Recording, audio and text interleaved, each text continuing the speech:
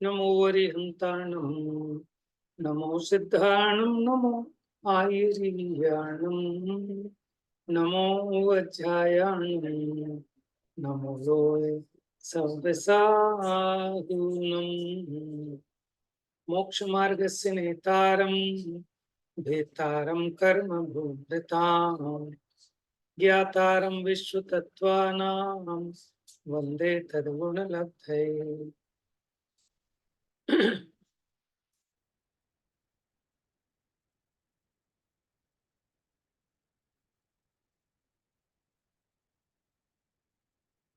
देखिए मुनिराज हेषणा समिति का पालन करते हैं और उसमें 46 अंतरायों को 32 अंतराय और 46 दोषों को टालकर भोजन ग्रहण करते हैं। तो यहाँ भी जो हमारी चर्चा चली थी वो दो प्रकार के दोषों की चली।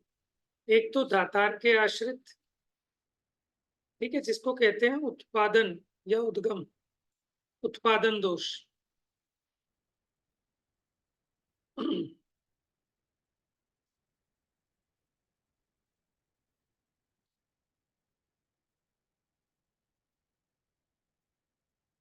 हाँ, उद्गम दोष ये दातार के आश्रित हैं। 16 उद्गम दोष दातार के आश्रित हैं और बाकी के 30 दोष पात्र के आश्रित हैं। उनमें से उद्गम दोषों की अपनी चर्चा प्रारंभ हुई थी। उद्दिष्ट दोष हो गया था, अध्यवधि दोष, पूत दोष। देखिए मुनिराज को अगर इनका पता लग जाए तो वो प्रायश्चित आदि ग्रहण करते हैं, भोजन में अंतराय मानते हैं, और पता लगने पर भी अगर वो ऐसे भोजन को ग्रहण करें तो उन्हें दोष आता है।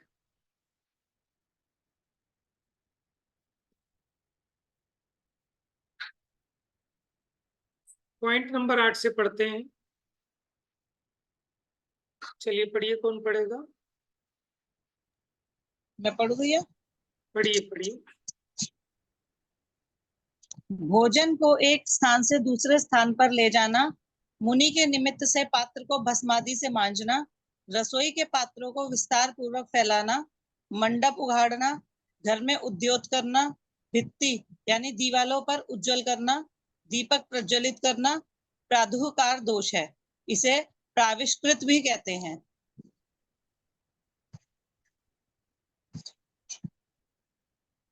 भिक्षा के लिए साधु आने पर अपना गाय, भैंस आदि सचित द्रव्य, सुवर्ण, मंडप उघाड़, भैया इसका बता दीजिए। मंडप उघाड़ना, घर में उद्योग करना। देखिए यहाँ क्या कह रहे हैं कि मुनिराज के निमित्त से कोई भी आप आरंभी हिंसा आदि का कार्य करेंगे, ठीक है, वो सब इन दोषों में आ रहा है। जैसे भोजन को एक स्थान से दूसरे स्थान पर ले जाना, माने भोजन तो हमने यहाँ बनाया है लेकिन मुनिराज का आहार किसी और घर में होना है तो यहाँ से वहां ले जाना उनके लिए। मुनि के निमित्त से बर्तनों को भस्मादि से मांजना, रसोई के पात्रों को माने घर के बर्तनों को विस्तार पूर्वक फैलाना, मंडप उघाड़ना क्या होता है? मेरे ख्याल से वो जो चंदोगा वगैरह होता है ना, उसके लिए माने मुनिराज के निमित्त से करना, घर में ज्यादा रोशनी करना, दीवालों को उज्जवल करना, माने ये सब मुनिराज के निमित्त से कर रहे हो, इसलिए दोष में आ रहा है। भैया जैसे वो चौका लगाते हैं, जैसे आजकल चौका लगाते हैं, तो उसी दिन स्पेशली सफाई एक दिन पहले करते हैं लोग, स्पेशली चौके के लिए, तो ये उस पर्पज से। हाँ, उसी के लिए कह रहे हैं। चलिए आगे पढ़िए। कौन सा नंबर था? 9वें नंबर का था ना। भिक्षा के लिए साधु आने पर अपना गाय, भैंस आदि सचित द्रव्य, सुवर्ण, चांदी आदि अचित द्रव्य दूसरों को देकर उसके बदले में भोजन ले लेना, भोजन ले मुनि को देना, अथवा स्वविद्या पर विद्या से भोजन उत्पन्न कर उसका आहार मुनि को देना क्रीतेतर दोष है। क्रीत मैंने होता है खरीदना, तो क्रेत इतर माने दूसरे तरीके से, जैसे हमने कोई चीज देकर, अपनी सचित अथवा अचित सामग्री देकर उसके बदले में भोजन लेकर मुनि को देना, अथवा किसी विद्या तंत्र मंत्र आदि से भोजन को उत्पन्न करके उसका आहार मुनि को देना। याद है आपको, जब चंद्रगुप्त मुनिराज भद्रभाहु स्वामी की सेवा कर रहे थे उनके समाधि के काल में, तो जंगल में एक नगर बसा दिया था देवों ने, और चंद्रगुप्त महाराज वहां जाकर आहार करते थे। ठीक है, अब वो भोजन कहाँ से आ रहा है? वो देवों ने अपनी विद्या से भोजन उत्पन्न किया, और एक बार वो अपना कमंडल वहां छोड़ आए थे। तो जब वापस कमंडल लेने गए तो उन्होंने देखा कि वहां तो पूरी नगरी कोई थी नहीं। तब उन्हें ख्याल में आया कि देवों ने ये अपने आप से इस प्रकार की मायावी रचना करके वो इतने लंबे टाइम से आहार दे रहे थे, तब उन्होंने उसका प्रायश्चित किया। पढ़िए आगे। 10वां, आहार के लिए मुनि आने पर भोजन अन्य घर से उधार ले उसका आहार उन्हें देना प्रामृश्य दोष है। इसे ऋण दोष भी कहते हैं। इससे दातार को क्लेश और खेद उत्पन्न होता है। अतः ऋण दोष सहित आहार साधु नहीं लेते हैं। मैंने उधारी लेकर भोजन हम कराएं किसी को। 11वां, स्वयं ने व्रीहि क्रूरी आदि का भात किया हो तो पड़ोसी को जाकर ये कहना कि ये भोजन तुम ले लो, मुझे शाली का भात दे दो, मैं इसे साधु को दूंगा। इस प्रकार परस्पर में बदलकर आहार देना परिवर्त दोष है, क्योंकि इसमें दाता को संक्लेश होता है, अतः साधु इसे नहीं लेते हैं। पढ़िए आगे। 12वां, अन्य स्थान से भोजन लाकर साधु को देना अभिघट दोष है। इसके दो भेद हैं, देशाभिघट और सर्वाभिघट। एक ही अन्य स्थान से भोजन लाना देशाभिघट, और अनेक अन्य स्थानों से भोजन लाना सर्वाभिघट। देशाभिघट के भी दो भेद हैं, आचिन्ह अनाचिन्ह।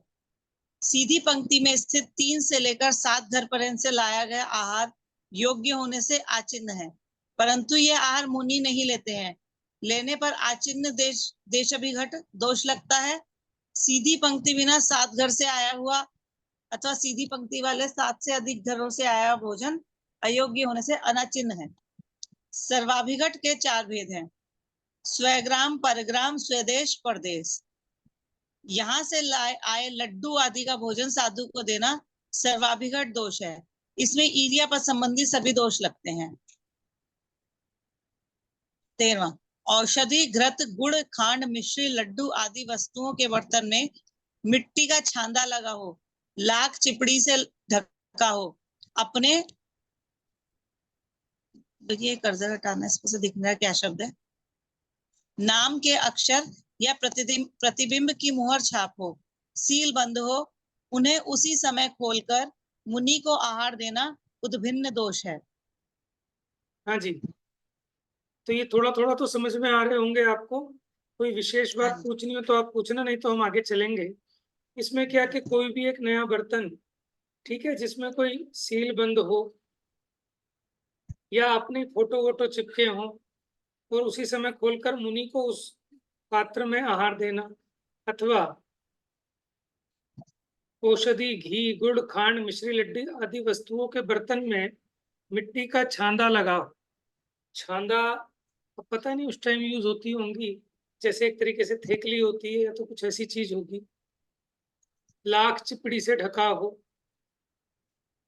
तो ये सब आगे देखिए, पढ़िए 14वें नंबर। 14वां, पूरी, कचौड़ी, लाड़ू, पेड़ा, घृत, मिश्री आदि वस्तुओं को काष्ठ की नसैनी, सीढ़ियों आदि से चढ़कर ऊपर से लाकर देना मालारोहण दोष है। माला यानी दूसरी, तीसरी मंजिल आदि ऊपर का भाग, आरोहण यानी चढ़ना, अर्थात ऊपर चढ़ना मालारोहण है। पढ़िए ये तो इसका मतलब भैया ऊपर के फ्लोर पे अगर बन रहा तो नीचे के फ्लोर पे भी नहीं ला सकते। हाँ। 15वां, राजा, चोर आदि के भय से मुनि को दान देना आच्छेद दोष है। संयमी को नगर में आया जानकर राजा, चोर आदि ने ऐसा कहा कि जो इन्हें आहार नहीं कराएगा उसका द्रव्य हरण कर उसे नगर से बाहर निकाल दूंगा। इस भय से मुनि को भोजन देना आच्छेद्य दोष है। 16वां, सेवक, पुरोहित, मंत्री द्वारा निषेध किए जाने पर भी गृह स्वामी द्वारा आहार दान दिया जाना अथवा घर का स्वामी विद्यमान नहीं होने पर सेवक, मंत्री आदि द्वारा उस घर का आहार दिया जाना अनिसृष्ट या अनिशार्थ दोष है। ये 16 उद्गम दोष दाता के आश्रित होने से विवेकी श्रावक सावधानी पूर्वक इनका निराकरण करता है। कदाचित दोष हो जाने पर, मुनि को ज्ञात हो जाने पर वे अंतराय मानकर वापस वन में चले जाते हैं। देखिए जो पात्र के उद्गम दोष थे, ये 16 उद्गम दोष बताए, ये देने वाले के आश्रित थे, दातार के। अब 16 उत्पादन दोष हैं, ये मुनिराज के आश्रित हैं। पढ़ी।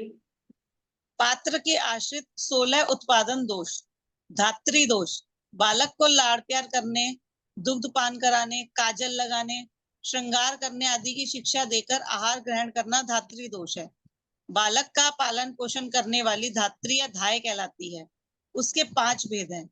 बालक को स्नान कराने, धोने, पोंछने की अधिकारी मांजन धात्री। बालक को वस्त्र, आभूषण, तिलक, अंजन से विभूषित करने वाली मंडन धात्री। बालक को खेलने, क्रीड़ा कर रमाने, क्रीड़ा कराने की अधिकारी क्रीड़न धात्री। बालक को दूध पिलाकर अपने स्तनपान कराकर पुष्ट करने वाली क्षीर धात्री। बालक को अपने पास सुलाने, निद्रा लिवाने वाली शयन धात्री। जो बालक मुनि के स्नान, मंडन, क्रीड़ा, दुग्धपान, निद्रा आदि क्रियाओं का उपदेश कर उनकी विधि बताकर श्रावक को अनुरागी कर दान लेते हैं, वे धात्री दोष से दूषित हैं। देखिए, धात्री कहते हैं धाय माता को।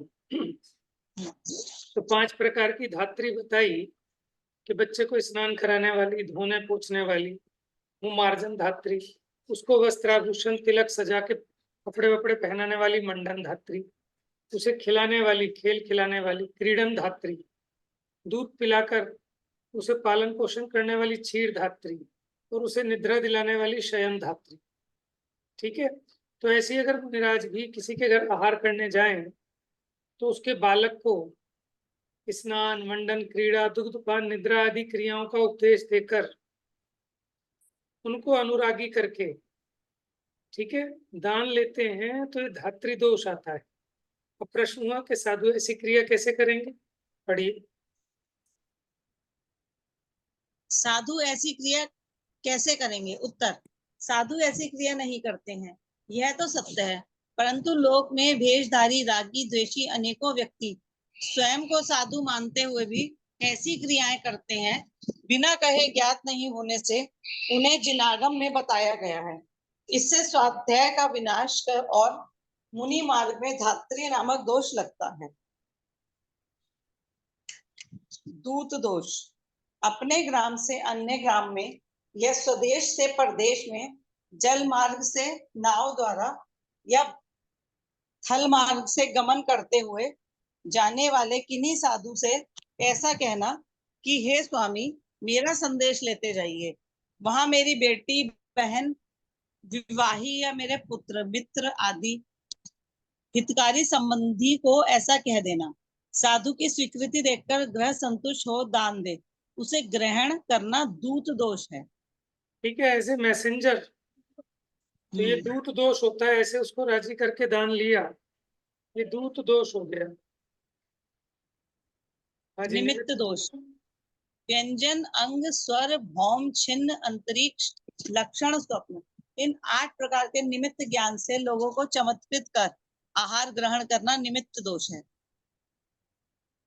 आजीवक दोष, माता की संतति रूप अपनी जाति की शुद्धता, पिता की संतति रूप कुल की शुद्धता, लेप, चिद्राम आदि शिल्प कर्म में अपने हाथ की कला, चतुराई आदि बताकर, अपने तपश्चरण की अधिकता दिखाकर, महंतपना प्रदर्शित कर इत्यादि रूप में अपने गुण प्रकट कर आहार लेना आजीवक दोष है। चिकित्सा दोष, बाल, तनु, रसायन, विष परिहार, भूत मंत्र, शार तंत्र, शलाकी, शल्य। इन 8 प्रकार की चिकित्सा रूप वैद्यक शास्त्रों से लोगों का उपकार कर आहार लेना चिकित्सा दोष है। 1 माह, 2 माह, 1 वर्ष आदि उम्र वाले बालक का उपचार करने रूप शास्त्र का ज्ञान बाल चिकित्सा है। ज्वर, खांसी आदि रोगों को दूर करना, कठोदर आदि शरीर का शोधन करना इत्यादि तनु चिकित्सा है। शुक्ल केश, वृद्धावस्था का निराकरण करने वाले साधनों का ज्ञान करना रसायन चिकित्सा है।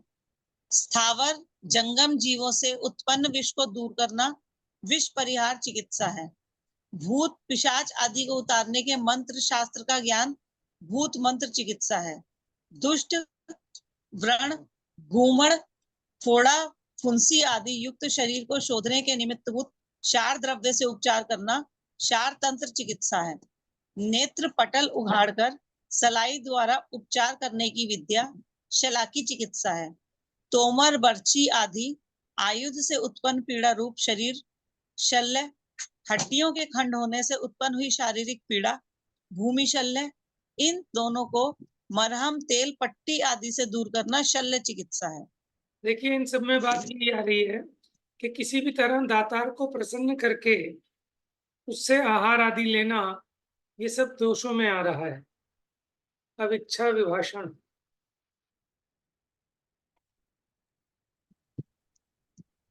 इच्छा विभाषण। किसी गृहस्थ ने साधु से पूछा कि कुत्ता, कोड़ी, रोगी, दिगंबर मुनि, क्षुल्लक, श्रावक, ब्राह्मण, मांसभक्षी, पाखंडी, वेशी, कौवा, भिखारी आदि को दान देने से पुण्य होता है या नहीं? तब उन्होंने कहा, दाता को तो पुण्य ही होता है।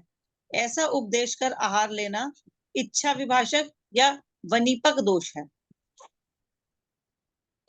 माने जैसे उसकी क्रोधित के हिसाब से उसको जवाब दे दिया तो वो राजी हो गया, और ऐसा करके आहार लेना ये इच्छा विभाषण या इसी को वनीपक दोष कहते हैं। क्रोधित हो भोजन करना क्रोधोत्पादन दोष है। अभिमान पूर्वक आहार ग्रहण करना मानोत्पादक दोष है। मायाचारी पूर्ण कुटिल भाव से भोजन करना मायोत्पादन दोष है। दाता को कुछ लोभ आदि दिखाकर आहार करना लोभोत्पादन दोष है। पूर्व स्तुति। तुम दान देने में प्रधान हो, तुम्हारी कीर्ति लोक में विख्यात है। पहले तो तुम महादानी थे, अब दान देना कैसे भूल गए? इत्यादि रूप में दान देने वाले की आहार के पूर्व स्तुति करना पूर्व स्तुति दोष है। आहार ग्रहण करने के बाद दाता की स्तुति करना पश्चात स्तुति दोष है। विद्योत्पादक दोष।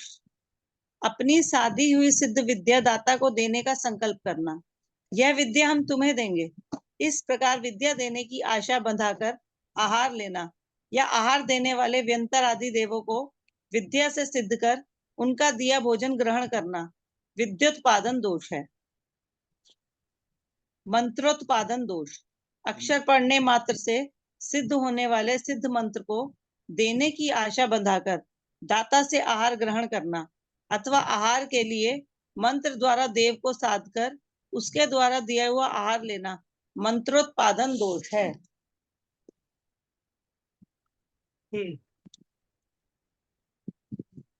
नेत्रों को निर्मल करने के निमित्तभूत अंजन आदि शरीर को दीप्ति रूप शोभा करने वाले तिलक, पत्रावली, आभूषण आदि चूर्ण की विधि ग्रस्त को बताकर आहार लेना चूर्णोत्पादन दोष है।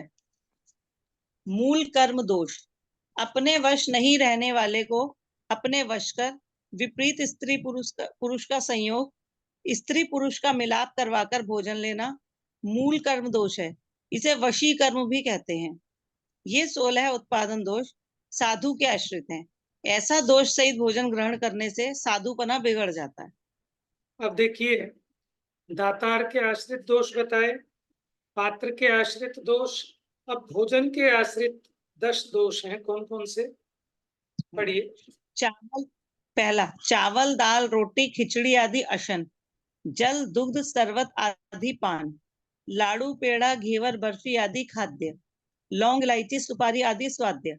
इन 4 प्रकार के आहार में शंका उत्पन्न हो जाने पर कि यह आहार साधु को लेने योग्य है कि नहीं, यह आहार अधः कर्म से उत्पन्न हुआ है या नहीं इत्यादि रूप में शंकावान आहार को ग्रहण करना शंकित दोष है। दूसरा,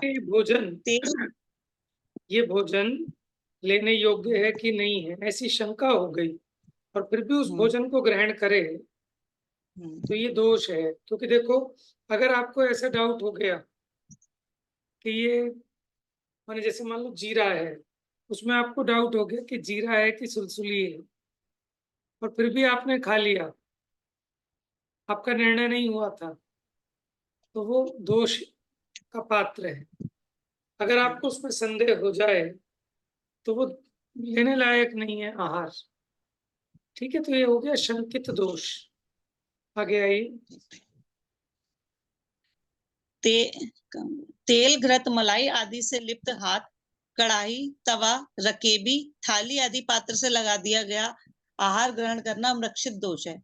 इसमें मच्छर, मक्खी, चींटी आदि समूर्छन त्रस्त जीव चिकने पात्र या चिकने हाथ में लग जाने पर उनका वचन कठिन हो जाता है, वे प्राण रहित हो जाते हैं।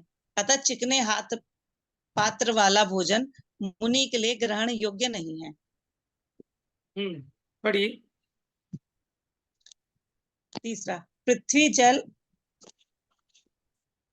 जल, अग्नि, वायु, वनस्पति, त्रस, इन 6 काय वाले जीवों से संयुक्त सचित वस्तुओं में स्थापित यानी रखा हुआ आहार ग्रहण करना निक्षिप्त दोष है।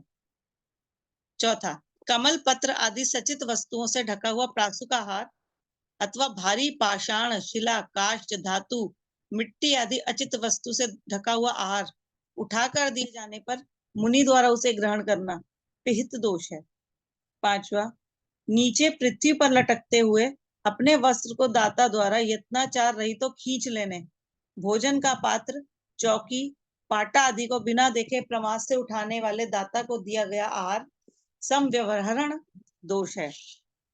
हाँ जी। छठा, देखिए, निक्षिप्त का मतलब होता है रखा हुआ, यानी सचित वस्तुओं में रखा हुआ आहार ग्रहण नहीं करना चाहिए। अब सचित वस्तु से ढका हुआ नहीं ग्रहण करना चाहिए, पिहित दोष है।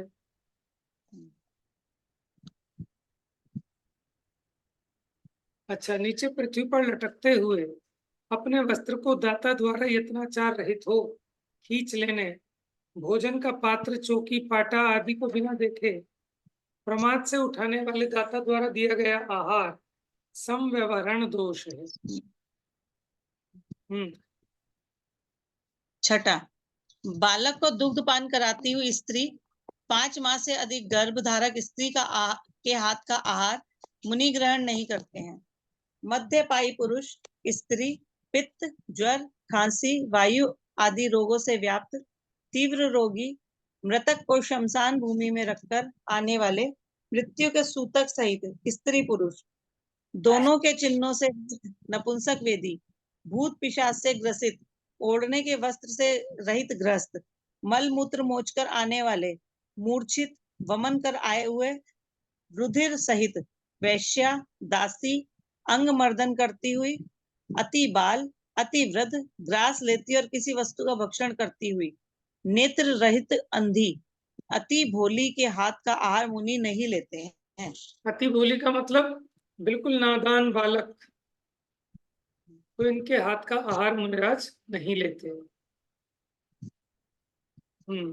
दीवाल या पर्दे की ओट में बैठी हुई, ऊंचे नीचे स्थान पर बैठी हुई, चूल्हे में सुंधुक्षण या मुख की पवन से फुंकार करती हुई, बीजना, बांस की नली आदि से अग्नि को प्रज्वलित करती हुई, काष्ठ आदि को भली भांति जलाने के लिए अग्नि को ढंकती हुई, अग्नि को जल से बुझाती हुई इत्यादि अग्नि संबंधी और भी अनेक कार्य करती हुई, गोबर, मिट्टी आदि से भूमि या दीवार को लीपती हुई, स्तनपान करते बालक को छोड़कर आई हुई इत्यादि क्रिया सहित स्त्री या पुरुष के हाथ का आहार मुनि ग्रहण नहीं करते। इनके आहार ग्रहण करना दायक दोष है। सातवां, मिट्टी, अप्रासुक जल, पुष्प, फल, पत्र आदि हरित काय, जो गेहूं, चना, उड़द, मूंग, शाली आदि बीज रूप सचित वस्तु, 2 इंद्रिय से लेकर पंचेंद्रिय पर्यंत 30 जीवों के कलेवर, इनसे मिला हुआ आहार उन मिश्र दोष है। यह महादोष होने से सर्वथा त्याग करने योग्य है। 8वां, तिल प्रक्षालन का जल, चावल, चना, तुष धोने का जल, गर्म होने के बाद शीतल हुआ जल, हरड़ का चूर्ण मिला जल, वर्ण, गंध, रस नहीं बदला हुआ अन्य अपक्व आहार अपरिणत यानी अपक्व दोषमय है। यह दाता के आश्रित दोष है। वर्ण, गंध, रस, स्पर्श के पूर्ण परिवर्तन से ही वस्तु प्रासुक होती है। दीदी 9वां, ये गेरू, हड़ताल, मिट्टी, कच्चे चावल, चून, शाक, पत्र, कच्चे जल से गीले हाथ या पात्र द्वारा दिया भोजन लिप्त दोष है। 10वां, बहुत भोजन की तैयारी छोड़कर अल्प भोजन करना, छाछ, घृत, जल आदि से अपने हाथ को लिप्त कर डरते हुए भोजन लेना, एक भोजन को छोड़कर दूसरा ग्रहण करना,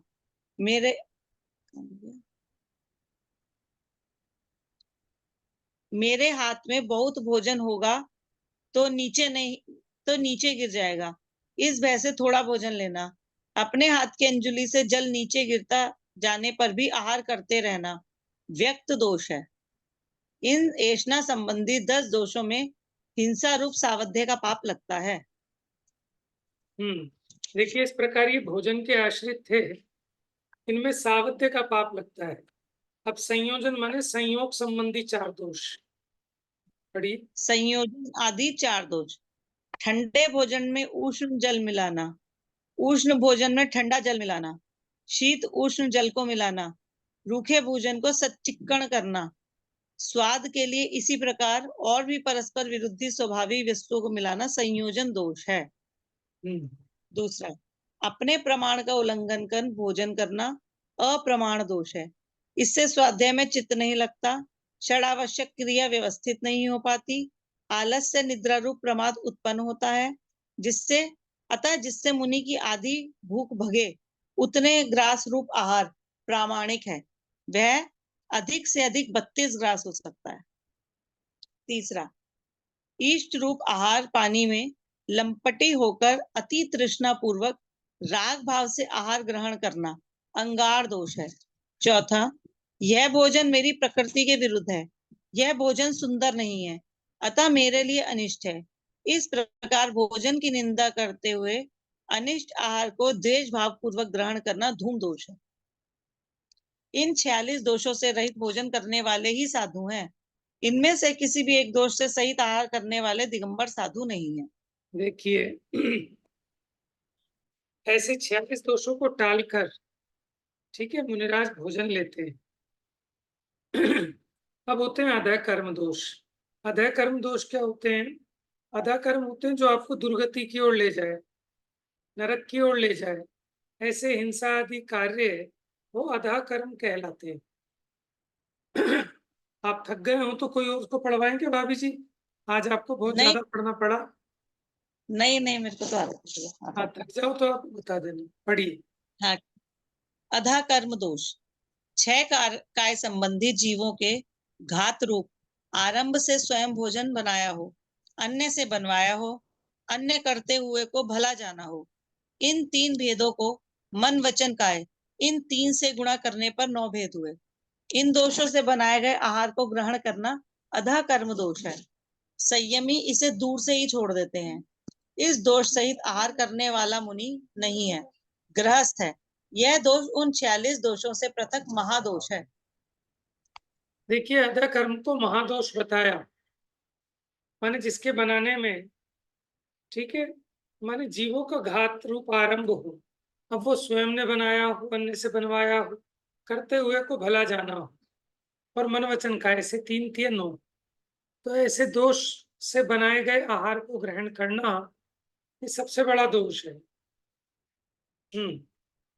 प्रश्न, मुनि तो अपने हाथ से भोजन बनाते ही नहीं है, तब फिर ये दोष उन्हें कैसे लगेगा? उत्तर, कहे बिना मंद ज्ञानी भोले जीव समझ नहीं पाते हैं।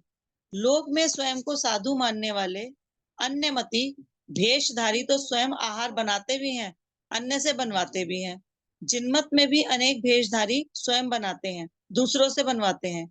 यह महादोषपूर्ण कार्य है, अतः इसका त्याग करना ही योग्य है। क्षुधा की शांति आदि पूर्वोक्त 6 कारणों से मुनि आहार लेते हैं तथा रोग, उपसर्ग, ब्रह्मचर्य की रक्षा, जीव दया, तप, संन्यास, इन 6 कारणों से भोजन का त्याग करते हैं। शरीर में संयम का नाश करने वाली कोई व्याधि उपस्थित हो जाने पर उसे नष्ट करने के लिए क्षुधा वेदना होते हुए भी आहार का त्याग कर देते हैं। प्राणों के नाशक दुष्ट मनुष्य, तिर्यंच, देव या अचेतन कृत उपसर्ग में भोजन का त्याग कर देते हैं। इंद्रिय के मद रूप काम की अधिकता होने के लिए रोकने के लिए, ब्रह्मचर्य की रक्षा के लिए, समर्थ धातु वीर्य का क्षय करने के लिए आहार का त्याग कर दिया जाता है। आज मार्ग में बहुत जीव घूम रहे हैं, यदि मैं आहार करने निकलूंगा तो उनकी विराधना होगी, अतः जीवों की दया हेतु आहार का त्याग करता हूँ। 12 तपों में प्रथम अनशन तप मैं तपूंगा, अतः आहार का त्याग करता हूँ। शरीर में असाध्य रोग, जरा की अधिकता, इंद्रियों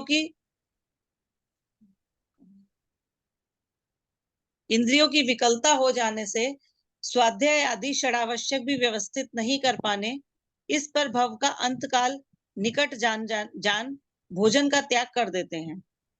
साधु शारीरिक बल बने रहने, आयु की वृद्धि होने, शरीर की दीप्ति बढ़ाने, शरीर को पुष्ट करने, स्वाद के लिए कभी भी भोजन नहीं करते हैं। 16 उद्गम दोष, 16 उत्पादन दोष, 10 ऐषणा दोष, संयोजन आदि 4 दोष और अधा कर्म दोष, इनसे रहित भोजन ही शुद्ध है, साधु के लिए ग्रहण योग्य है। हाँ जी। देखिए, मुनिराज का भोजन अपने साधना को बढ़ाने के लिए होता है, शरीर के पोषण के लिए नहीं। यहाँ 6-7 कारण गिनाए थे। देखिए, रोग आने पर, उपसर्ग आने पर, ब्रह्मचर्य की रक्षा के लिए, जीवों की दया के लिए, तप के लिए और संन्यास माने समाधि मरण के लिए, इन 6 कारणों से भोजन का त्याग भी करते हैं। अब देखिए 14 मल दोष। पढ़ी भाभी। 14 मल दोष, नख, केश, जंतु, अस्थि, कण, कुंडी, पूप, चर्म, रुधिर, मांस, बीज, फल, कंद, मूल, ये 14 मल है। मनुष्य तिर्यंच के हाथ पैर की उंगलियों के अग्रभाग में उत्पन्न हुआ नख है। मनुष्य तिर्यंच संबंधी शरीर के रोम, सिर के बाल आदि केश हैं। विकलत्रय जीव का प्राण रहित कलेवर जंतु है। शरीर की हड्डी आदि अस्थि हैं। मूंग, उड़द, जौ, चना, गेहूं आदि अन्न का सूखा बाहरी अवयव कण है। शाली आदि के अभ्यंतर का सूक्ष्म रूप अवयव कुंडी है। गुमड़े की पकी हुई राध पूप है। शरीर के ऊपर की घूमड़ा मैंने क्या होता थोड़ा, उसकी पकी हुई रात, रात मैंने क्या मवाद, उसे ही पूप कह भैया रहे हैं। भैया एक बार गुमड़ा दोबारा बताना। घूमड़ा मैंने फोड़ा हो जाता है जैसे, अच्छा, तो उसमें फोड़ा। जो मवाद पड़ जाती है उसे ही पूप कह रहे हैं। अच्छा, शरीर के ऊपर की त्वचा रूप प्रथम धातु चर्म है। शरीर की लोह रूप दूसरी धातु रुधिर है। शरीर में रुधिर के आधार रूप तीसरी धातु मांस है। अंकुर उत्पन्न होने की शक्ति सहित जो गेहूं आदि रूप धान्य बीज हैं, धान्य ये सब बीज हैं। आम, केला, नारियल, बादाम, छुहारा आदि रूप वस्तु फल हैं। पौधे के नीचे उत्पन्न होने वाले हल्दी, आलू, अदरक आदि कंद हैं। गाजर, मूली आदि पौधे के नीचे जड़ में उगने वाले मूल हैं। देखिए, कंद और मूल में डिफरेंस देख लेना। हल्दी, आलू, अदरक जो नीचे नीचे ऐसे बढ़ते हैं वो तो कंद है, और जो ऊपर को बढ़ते हैं और उसकी जड़ रूप ये गाजर, मूली आदि, ये मूल है। पढ़िए। इन 14 वस्तुओं का भोजन में संयोग हो जाना 14 मल दोष है। इनमें से रुधिर, मांस, हड्डी, चर्म, राद, इन 5 का भोजन में आ जाना महादोष है। इस स्थिति में संपूर्ण आहार का त्याग भी करना और प्रायश्चित भी लेना। विकलत्रय का शरीर, बाल, नख आहार में आ जाने पर आहार के त्याग पूर्वक किंचित प्रायश्चित भी लेना। कण, कुंडी, बीज, कंद, मूल और फल, यह 6 अल्पमल भोजन में आ जाने पर उन्हें भोजन में से पृथक कर भोजन को ग्रहण करें। यदि भोजन में से उन्हें निकालना संभव नहीं हो, भोजन में ही मिल रहे हो, तो उस आहार का त्याग कर दें। सिद्ध भक्ति करने के बाद मुनि के शरीर में या दाता के शरीर में से रुधिर रात बहने लगे तो उस आहार का त्याग करना। मांस देखने से भी आहार का त्याग करना। अब अब देखिए है मुनि के ये आहार कैसा होता है। एक पैराग्राफ और पढ़ते हैं, फिर समय हो जाएगा। पढ़िए। हाँ, मुनि के योग्य आहार, अग्नि में पकाया गया, घरटी यानी चक्की में पीसा गया, घानी में पेला गया, धूप में सुखाया गया, हरण आदि कषायली वस्तु के संयोग के रूप, गंध, रस, स्पर्श बदला हुआ, प्राण रहित एक इंद्रिय का शरीर में प्रासुक आहार द्रव्य से शुद्ध होने के कारण मुनि को ग्रहण योग्य है। 2 इंद्रिय त्रस जीवों के कलेवर सहित भोजन द्रव्य से ही अशुद्ध होने के कारण दूर से ही त्याग करने योग्य है। मुनि के लिए बनाया गया प्रासुक भोजन भी अधा कर्म दोष सहित होने के कारण मुनि के लिए योग्य नहीं है। गृहस्थ स्वयं ही अधा कर्म दोष सहित है, वह अपने लिए आहार बनाकर उस दोष को दूर करने के लिए मुनि को दान देता है। सम्यक दृष्टि उसके फल में स्वर्गगामी होता है और मिथ्या दृष्टि भोग भूमि प्राप्त करता है। मुनि को वह शुद्ध आहार ग्रहण करने में कोई दोष नहीं है। देखिए, गृहस्थ अपने लिए अधा कर्म दोष सहित है, तो वो अपने लिए जो आहार बनाता है, अब उस आहार बनाने में जो दोष हुए, उस दोष को दूर करने के लिए मुनि को दान देता है। माने मुनि को दान देने से अपने को जो आरंभवादी हिंसा का पाप लगा, वो सारे पापों का प्रक्षाल हो जाता है। अगर सम्यक दृष्टि है तो मुनिराज को दान देने के फल में स्वर्गगामी होता है, और अगर मिथ्या दृष्टि है तो भोग भूमि को पाता है। ठीक है, भोजन के 32 अंतराय कल लेंगे कि जिनको देखने पर मुनिराज भोजन को त्याग देते हैं। भैया जो ये दोष चल रहे थे ये भी तो सारी अंतराएं थी। हाँ, अंतराय थी लेकिन अब इसमें पता है क्या है, ये वो अंतराय का मतलब ये है कि आपके भोजन में ऐसा क्या कुछ गिर जाए या आपको ऐसा कुछ क्या दिख जाए, ठीक है ना, इस तरह की कुछ आपके सामने घटना घट जाए, तब आहार को तुरंत छोड़ देना चाहिए। वैसे तो सभी में अंतराय करते हैं, लेकिन ये तो उसमें साक्षात विघ्न करने वाले हैं। ठीक है, अभी इन अंतरायों की चर्चा कल करेंगे। 32 अंतराय होते हैं।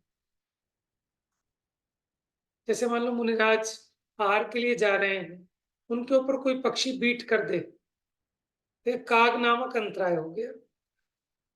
उनके पैर में कोई अशुचि वस्तु लग जाए, तो अमेध्य हो गया। मुनिराज को उल्टी हो जाए, आहार के लिए चल लिए हैं, तो ये छर्दी अंतराय है। अब रास्ते में कोई उन्हें रोक ले गमन करते हुए, तो रोध नाम का अंतराय है। अपने शरीर में से या अन्य के शरीर में से उन्हें खून या मवाद निकलते हुए दिखाई दे जाए जब आहार के लिए चले, तब तो वो रुधिर नाम का अंतराय है। किसी को रोते हुए अश्रुपात करते हुए दिख जाए, या तो स्वयं को अश्रुपात हुए अथवा किन्हीं निकटवर्ती लोगों का अति रुदन विलाप देखना, तो यह अश्रुपात अंतराय। अपने हाथों का जंघा से नीचे स्पर्श हो जाए तो जानू आधा परामर्श अंतराय। जानू पर्यंत माने जंघा पर्यंत झुककर काष्ठ आदि उल्लंघन कर चला जाना, माने कोई रास्ते में लकड़ी वकड़ी ऐसी पड़ी है या कोई डाली है, उन्हें इतना झुकना पड़े नीचे होकर, तो ये जानू ऊपरी व्यतिक्रम अंतराय। नाभि से नीचे पर्यंत मस्तक को झुकाकर किसी छोटे द्वार में प्रवेश करना, नाभि अधा निर्गमन अंतराय है। त्यागी हुई वस्तु का भक्षण हो जाना, प्रत्याख्यान सेवन अंतराय है। अब ये 10 अंतराय आज ले लिए, समय हो गया। बाकी के अंतराय अब कल देखेंगे। जा वाणी के ज्ञान से सूझे लोकालो, सो वाणी मस्तक नमो सदा।